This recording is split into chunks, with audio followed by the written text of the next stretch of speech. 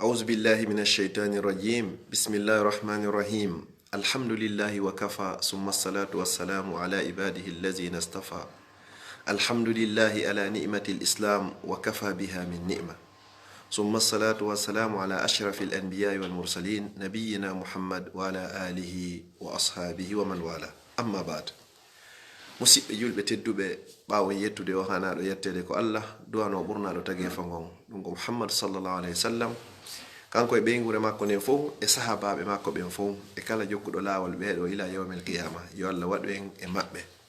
haray musidɗo moɗon Abdallah Diallo Bruxelles salmini on salminago diina salminago l'islam salminago yimɓe aljanna ka aljanna yo Allah waɗan on fof moɗon e ɓeygureji meɗen fof mawɓe meɗen wuruɓe e fatiɓe ɓen fop hara ko jaabe yimɓe aljanna. mi torki Allah subhanahu wa ta'ala nde hitande heyre natunde ɗo hande ko ɗiɗi Jon Bente. mi torki Allah subhanahu wa ta'ala on kala ko Allah subhanahu wa ta'ala on ñaawi e nder nde hitande ɗo e moƴƴereji e nafaji e cellal e ɓantal e polgal yo Allah waɗu geɓal meɗe waɗa geɓal kala julɗo. kala ko o ñaawi e nder nde hitande ɗo e nambaraji e problémeji e nawnaji e andeji e sattereji yo Allah danda kala julɗo sakitoyɗo nde yewtere ɗo o sakitiri nde sabi Allah. musidɓe julɓe tedduɓe haray hande ka wonɗen ɗo ko ɗiɗi shahrullahil muharram lewru Allah wiyetenu ɗum Jon Bente. Allah tawni en Jon Bente yo Allah tawnoyi en kadi donkin kadi e nder nde hitande ɗo. haray hande heɓi duuɓi wulure e duuɓi temeɗɗe nayi e capanɗe nayi e go'o ila ɓurnaɗo tageefo ngon iwi makka ɓe seni madinatul munawwara ko ɗum ila ɓe firi 1441 hijri hikka. ɗum no hawrodira hande le 1er septembre 2019 heɓi duuɓi guluje ɗiɗi e 19 ina alnabi Isa o jibina alayhi salam. musidɓe julɓe tedduɓe ko honɗum hanɗen taskade ɗo heɓi hande ɗo duuɓi wulure e temeɗɗe nayi e capanɗe jowi e go'o ilanelaɗo sallallahu alayhi wa sallama ɓe faati. haray enen ko fi honɗum weltorten wi'en waɗen ko wiyete kon anniversaire fi hitande no ɗoyti e duuɓi ma ko angal famugol. si hitande wotere yehi koko joginoɗa kon ko ɗum woni ko ɗoyti a ɓeydaki haray goɗɗo hana weltare ɗum hiɗa hani taskade waajito nde hitande ɗo ko honno nde yaranila. si tawi ko ɓuri moƴƴude kon moƴƴereji tun waɗɗa hitande inna alhamdulillahi toroɗa Allah yo Allah newnane nde hitande heyre ɗo hara waɗay ko moƴƴi ɓuri ko feƴƴi kon. si tawi koko boni kon toroɗa Allah yo Allah hon yaafoma ƴetta décision ferme wondema pellet nde hitande ɗo a gollay ɓuri ko gollunoɗa ko feƴƴi kon. si ɗum ɗon feƴƴi musidɓe julɓe tedduɓe ndu lewru ndu wonɗen ɗo lebbi ɗin 12 ɗi Allah subhanahu wa ta'ala tagi ɗin e nder hitande nden nduɗo lewru o ƴetti o bankirno e makko ina ndu shahrullahi ko lewru Allah. ɗum ɗon holla wondema lebbi luttuɗi ɗin wona kanko jeeɗi ko fi honɗum no woni ko baki nduɗo e makko. haray ñallal gotal no e nder ndu lewru ɗo ko wiyete yawmu ashura ko ɗum woni ñande 10 Jon Bente. piiji buy wanno nden ñande se ndaari ka tarihaji no tawa e ñal ko waɗi kon nden ñande ko ɓuri e mawnude ko nden ñande Allah subhanahu wa ta'ala o halki fir'auna o dandi annabi Musa alayhi salam. hakke ko mawɓe meɗen yiɗuno diina hakke ko tawata hiɓe weltorayno diina l'islam hiɓe jokkuno diina l'islam ɓe yangani l'islam ɓe wuuri e l'islam ɓe jibini en e nder l'islam ɓe ne'iri e l'islam janɗuɗen e l'islam ko on say yeyno ɗon fuuta ɓay annabi Musa o yaltidi e bani Israila konu ngun fir'auna mooɓi konu mum heferɓe ɓen jokkitiɓe ɓe ari ha ɓe hewti ka maayo no ɓe hewtirno ka maayo tawi hino maayo ngo yeeso hino fir'auna e konu muɗum ɓaawo yimɓe annabi Musa ɓen fuu ɓe darani annabi Musa ɓe inni inna la mudrakun pellet en hewtitama fir'auna e konu mum ɓe hewtiti en ko en nangaɓe ko en warteɓe. annabi Musa o inni la kalla inna ma'iya rabbi sayahdin. Ɗum wona gonga, miɗo wondi e joomi an. Allah tindinaylan joni o fewnaylan ko honno mi feƴƴata ɗo, ko honno mi feƴƴirta ɗo. Bayana Musa yewtigol konngol ɗo, Allah subhanahu wa ta'ala yi wahyini e makko yo ƴettu tuggordu makko nun o tappira ɗum ɗon maayo ngon. Ɓay o ƴetti tuggordu o tappiri maayo ngon fecci, fa kana kullu firqin kattawdil azim. Laati kala feccere e ndiyam ngal way wano fello molanago hara ko mawnugo. Jonnon ndaare, est ce que hara tappande wotere ko goɗɗo ƴettata leggal tappa ɗum maayo, ɗum waway feccugol maayo? Waway feccugol. Kono noon ko bi iznillahi ta'ala.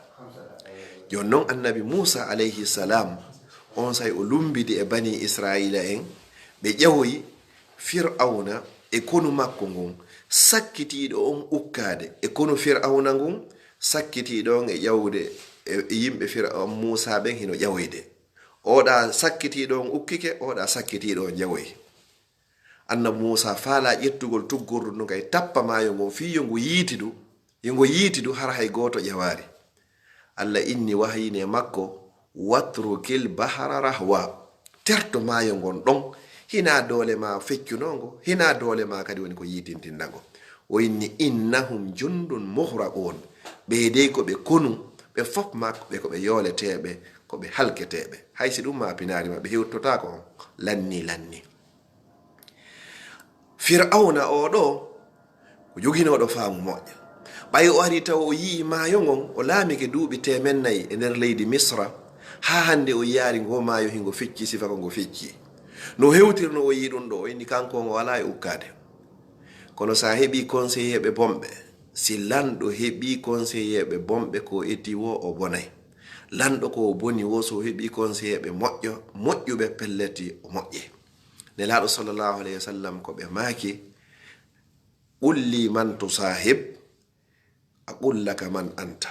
Yeeto lan ko hombo wondata, mi yeetotomo ko an woni hombo. Ɓe inni kadi yimoɓen inni wowata lando goɗɗo jikku makko, lando tun ko kanko e hombo woni ko wondata. Fi hon ɗum kala neɗɗo mo wondi o ƴetta e jikku makko. No gonon ɓeni la tusahibi illa mu'minan, wata wondude si wona gomɗinɗo. Wala ya'kulu ta'amaka illa taqiyan, wata ñamete ma on si wona neɗɗo hulayɗo Allah.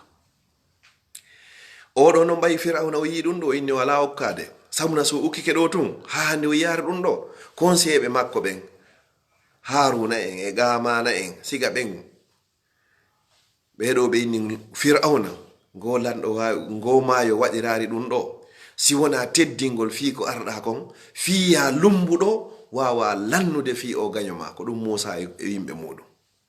Ɓe mantimo ɗon ha o jiñi o ukki. Ka o ukkino ɗon o tawi pellete hande kadi o halkoto woni, tawi hewti nokkugo seede daare seede Allah ko moƴƴo.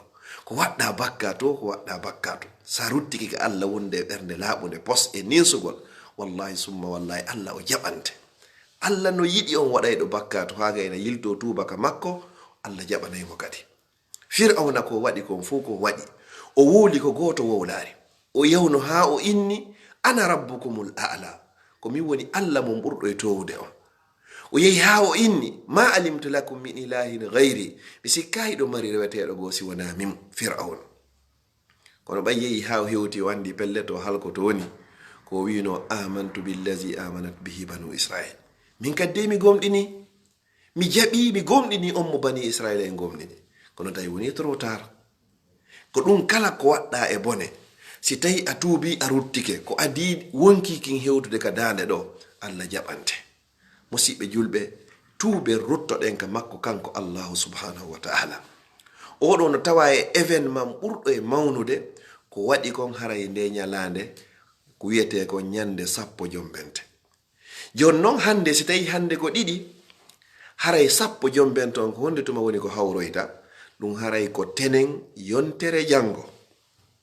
Tenen yontere jango woni ko hawroyta 10 Jon Bente. Jon non ko yen horu nden ñande, horen jeenayi on, horen kadi 10 on kadi. nelaɗo sallllahu alayhi wa sallam ko ɓe wi makka ɓe seeni madinatul munawwara ɓe tawno alyahudaɓe no horude 10 jombente ɓe landi ko fi honɗum ɓe woni horande nden ñandel ɓe inni koye nde ñalande ɗo allah halki fir'auna dandi annabajo maɓɓe on ɗum ko annabi moussa alayhi salam nelaɗo sallllahu alayhi wa sallam ɓe maaki nahnu awla bi moussa minkum ko minen ɓuri handude e jeydugol e moussa e di onon meɗen jeyi moussa ɓuri on nelaɗo sallllahu alayhi wa sallam ɓe hoori 10 jombente on ɓay ɓe hollama moƴƴere ko woni nden ñande kon ɓe inni simi wuuriti ha hitande arore mi hoora 9 on mi yilto mi hoora 10 on nelaɗo faati ko adi ɗum ɗon hewtitude madama hari ɓe maaki ɓe foti haray woni sunna e hoore meɗen kala heɓuɗo feere yo hooru 9 jombente o hoora kadi 10 jombente jonnon sa hoori ɗum ɗo ko honɗum heɓata wallahi ko moƴƴere molanade woni ko heɓata ko adi mi wolde ko heɓata ɗon kon taw ɗon andi ka donkin ɗo o donkin feƴƴuɗo ɗo en horuno ñalande gonɗo wiyetede ñalande arafa ko honɗum de heɓunoɗen ɗon kala horuɗo ñalande arafa himo jortana mo tañƴinana ka allah yaafimo bakkatu duuɓi 2 hitande wotere feƴƴude e hitande wotere aro yo allah taw en fof meɗen en yaafama joni noon sa hoori ɗo kadi 9 e 10 on ka jombente ɗo ɗum ko dimanche arowo ɗo yontere hande e yontere jango ko honɗum heɓata allah yaafotoma bakkatu ko waɗɗa e nder hitande fa ya subhanallah wo sa waɗi ɗum ɗon allah yaafotoma bakkatu mo waɗɗa e nder hitande joni no musidɓe julɓe tedduɓe sa horuno arafa on to a yaafama bakkatu duuɓi 2 a horiɗo kadi 10 jombente e 9 jombente a yaafama bakkatu hitande tawti ko a horaynoɗo tenen hoora alkamisa hoora 13 14 15 kala lewru haray est ce que a luddiday e bakkatu wala jon noon 10 on ɗo ka 10 jombente ɗo hawrodiray kadi e tenen ɗen ñande ko honno hanɗa waɗugol ko yaafiɓu anniye miɗo horude tenen nelaɗo no horayno e tenen fi honno koye tenerre woni ko ɓe jibina koye tenerre kadi woni ko ɓe nela ko e tenerre kadi woni ko nelaɗo sallallahu alaihi wasallam woni ko faati nelaɗo sallallahu alaihi wasallam ɓe horayno tenen horugol tenen ko sunna ɓe hora kay ɓe horayno kadi alkamisa ɓe landa ko fi honɗum ɓe inni koye alkamisa golle jiya ɓen fof yahata ka subhanahu wa ta'ala hiɓe yiɗi golle maɓɓe nden no ƴewa hara hiɓe hoori ko ɗum ɓe horanayno ɗeɗo joni noon hawrodiri nden ñande ɗo a waɗay ko ɓe innata kon hayre wotere heɓa coloye 2 bugande wotere heɓa coloye 2 bi mana hoora ñallal tenen ngal tun wondude e anniye laaɓuɗo allah windanama baraji a hoori tenen o windanama baraji kadi a hoori kadi 10 jombente haray nden ñande koyen wakkilo en fuu meɗen hooren na horugol ngol to ɗa wawi nden ñande heɓude baraji balɗe 10 hoorade ɗa wawi heɓude nden ñande tum baraji balɗe 20 hoorade ɗa wawi heɓude nden ñande baraji lewru hoorandu ɗa wawi heɓude nden ñande baraji hitande hoorade faya subhanallah mano gasa hay ɓuura hitande ko honno heɓirta ɗum ɗon fof no gasa ɗa mari musidɗo ma duhiɗo ma suddiɗo mo yeggitunoɗo fi ɗum ɗo andintinamo ɗum ɗo tun o hoora sa andintini kala mo feƴƴinanoyɗa nde yewtere ɗo ma nodduɗamo e téléphone inna hey haray dey dimanche arowo ɗo ko 9 jombente ɗa hani horde tenen arowo ɗo ko 10 jombente ɗa hani horude sa andintinimo o hoori allah windante baraji ko horuɗa kon o windanama baraji kadi ko o hoori kon hara goto e moɗon ɗoytanaka nelaɗo sallallahu alayhi wa sallam ɓe maki addallu alal khayri ka fa'ilihi kala tindinɗo yo moƴƴere waɗe hiɗa mari baraji wa kala waɗɗo sifa nden moƴƴere haray feƴƴino en yewtere nden fiye goɗɗo kadi yi'u o andita o prépare o nden ñande o hoora haray min wowluɗo on e an feƴƴinɗo yewtere nden e horuɗo on mo be heɓay baraji ɗin min gayri an yunqas min ujurihim shay'a har hay goto e meɗen ɗuytanaka sabu ko kiligata ɗon tun goɗɗo hendoyo ma nodda goɗɗo e téléphone ma andintina goɗɗo hiɗon yewtani aw haray dey dimanche aro ɗo wonta 9 jombente ko tenen o wonta 10 jombente hoore nden ñande ɓay ko nelaɗo yamiri en hooru sen hoori allah yaafoto en bakkatu mo waɗɗen e nder hitande mi toriki allah yo allah yaafo en bakkatuji meɗen musidɓe julɓe tedduɓe ko hunde tawata nde soñjatama ko hunde tawata horugol ñallal gotal balɗe 2 hay hunde soñjatama horugol kadi no wondi e jellal horugol no ɓeyda iman, horugol hino uyda shahaw e bani adama, horugol hino ɓangina kulol Allah subhanahu wa ta'ala ko woni e jiyaɗo kon. Fi honɗum kala joddi ko dewal ko goɗɗo woni e wadde, Allah no itti malaikajo ko windata joddi ngal dewal ɗon si wona korka. ɓe maaki korka kan Allah subhanahu wa ta'ala o daali korka ko kanko jeeyi, ko kanko pettu wawi yoɓugol joddi korka. Nelaɗo sallallahu alaihi wasallam ɓe maaki e hadis go: man sama yawman fi sabilillah zahzaha Allahu wajhahu anin nari bidhalika alyawmi 70 kharifa. Wo kala horuɗo nyallal gotal pet hara ko fi Allah woni ko hoore ngal hoora, hara hay goɗɗo andari hiɗa hoori, hakke hara ko suuɗuɗa wo Allahu woɗɗintinoye yeeso makko ngon, o woɗɗintinoyete natugol yiite jahannama embere ka yarete settuji ma ndunguji 90 lakara. Nyallal gotal non lakara no fota wa duuɓi wulure aduna, sabu nyallal gotal ngal horuɗa. Joni non musidɓe julɓe tedduɓe, si Allah woɗɗintino yima sabu nyallal gotal pet embere duuɓi 90 lakara, ko on ɗum sikkuɗa lewru be sa heɓi balɗe 3, ma lewru be hay tawi ko balɗe 2, ma hay tawi hitande nden fuu ko horata ko ñalande arafa e ñalande 10 Jon Bente. Hara ya heɓi buyi wonde a suuɗoto hoora an gorko on, hara ɓeygu ma e ɓiɓɓe ma andari hiɗa hoori. An debbo wonde kadi suuɗoɗa hoora, hara modi ma e ɓiɓɓe ɓen andari hiɗa hoori. Woodi e karamakojo goto suuɗaynoɗo korka muɗum, so salmini o anni yo himo hoori, weeti bimbi sonnajo moƴƴini ittirɗum kooƴe, o inna albarka, o ƴetta fop, o inna joni ɓay mi leeti yahugol ka golle, mi yeeti yahugol ka marché, joni yomi naɓoray, simi gaynoyi udditugol mi fuɗɗike golle mi ittay ton kooƴe. Sonnajo on hoolo ɗum ɗon, ɗum fof ko fi suuɗugol golle ɗen ka woɗɗintingol ɗe yiingo. So yehi ha o muutoyike, miskinjo mo adi fottuɗen o ƴetta o jonna on ɗon, o wona ka marché ton ka golle makko ha niɗɗa futoro juule few, si o hewtita ka makko. Hewtugol makko sonnajo on ɓannanamo hande kay wonti hirande. Ko ni o suuɗiri korka makko kan, sa suuɗiri ni dewal mangal, ko ni Allah subhanahu wa ta'ala suuɗiro e ma nadoyama aljanna ko alda e hasibore. Mi toriki Allah yo Allah woɗɗintin golleji meɗen ɗin e yiingo e nani. Yo Allah dando en shirkangol Allah hara hiɗen andi, yo Allah dando en kadi en shirkangol mo kadi hara en anda. Musidɓe julɓe tedduɓe, mi darnira yewtere anden honɗum ndu lewru ɗo, honɗum hanuɗen tinnade waɗa e nder ndu lewru ɗo, ko hebbingol korka horu buyi. Hay siko balɗe 10 heɓuɗa e mayru no moƴƴi, siko 9 heɓuɗa e mum moƴƴi. Si ɗum non fof newaki awa tenenje ɗen e alkamisaje ɗen e lewru no fof horu, watta ɗon 9 on e 10 on, watta ɗon 13 mayru, 14 mayru, 15 mayru.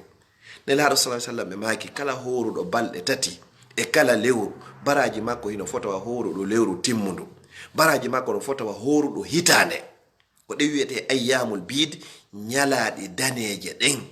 So nani ñalaɗe daneje ɗen hara naɗe karamo ko debatini ɗo yahata ka maɓɓe ton, ɓe innama ndeɗo no rawni, ndeɗo no ɓawli. L'islam on ko inni ñalaɗe daneje ɗen ko 13, 14, 15 e kala lewru. Sa hoori non ɗen ɗon 3 ñallal be Allah ko yoɓay ma ko foti a wasi a hoori balɗe 10. Ko ɗum Allah ini ka Qur'an, man jaa bil hasanati, kala waɗɗo moƴƴere hun gotum pet falahu ashru amsaliha. Haray hiɗa mari 10 sifa kunkun waɗɗa. A hoori ñallal golal ɗa mari balɗe 10, a hoori balɗe 2 ɗa mari balɗe 20, a hoori balɗe 3 ɗa mari balɗe 50. Ko balɗe 50 woodi e nder lewru, ko imma 29 ma 50 wonali lebbi meɗen enen julɓe ɓe. Joni noon no woodi e julɓe ka suumaye feƴƴi, lutti ka tuma suumaye hewti si ɓe hoorita. Haray ɗon labaka waɗen muhasabatu nafsi, hasben hoore meɗen ko adi en hasiboyede, ndaranen hoore meɗen ko adi en ndaranede.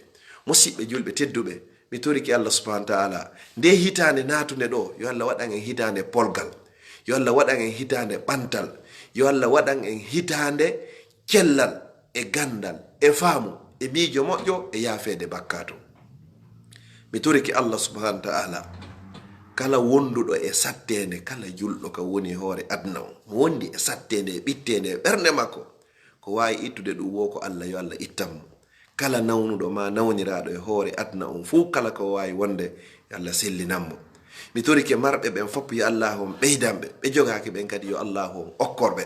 mi torike ma porɓe zurriya ɓen ko Allah woni okkorɓe zurriya yo Allah okkorɓe zurriya wuroɓe waɗaɓe barki marɓe ɓen kadi yo Allah wurnaɓe waɗa barki ɓe fayɓe mum feewiɓe yo Allah tabintimɓe kala ɓoyliɗo ma mo payikum mum ɓoyli ko Allah woni fewnowo yo Allah artirɓe e hoore laawol peewal ɓe mawɓe mum faatiɓen fop yo Allah waɗu ka jannatul firdawsi ala werde maɓɓe yeru mawɓe men luttuɓe e hoore gurnam ɓen yo Allah ɓoynidu en e maɓɓe ha wawa so tawi luttay o ƴettita en o naɓa en ka makko ñande tawata ko laakara woni ko moƴƴani en musidɓe julɓe tedduɓe ko wonno ɗo ka radio meɗen ɗo ka Facebook meɗen ɗo laawol kisal ko musidɗo moɗon Abdallah Diallo Bruxelles hari himo yawno vacances ka meɗen ko ton men juuloyno men tigi tigi on o yii no feƴƴiri ton haray tigi tigi on ko teddugal e moɗon wata en hayko ka meɗen ton hino foti ton hino laba hino yooɗi hino weli wonugol ton tawen hayko fuuta ko wonɗen heɓude Europe kon foppe e Amérique e Asie e Australie moɓen ɗum ɗo yehen wurnito en fuuta hino wono ko Allah suɓani en waɗi jonni en fuuta wata en hayko fuuta ko Allah suɓani makon ɓurma moƴƴande e di ko suɓaniɗa hoore makon o suɓanike en ka tawata foppo hino woodi hoolare hino woodi cellal hino woodi yo Allahu o newnan en okkora en lamɓe fewɓe nunɗuɓe waɗa ka leydi meɗen waɗa en enen kay laamateri fewndi nunɗundi hewtintino en ka meɗen wondude kuntal haaju wonno ɗo ko musidɗo moɗon Abdallah Diallo haray mi inni on kullu amin wa antum bi khayri bonne heureuse année 1441 hijri wassalamu aleykum wa rahmatullahi wa barakatuh.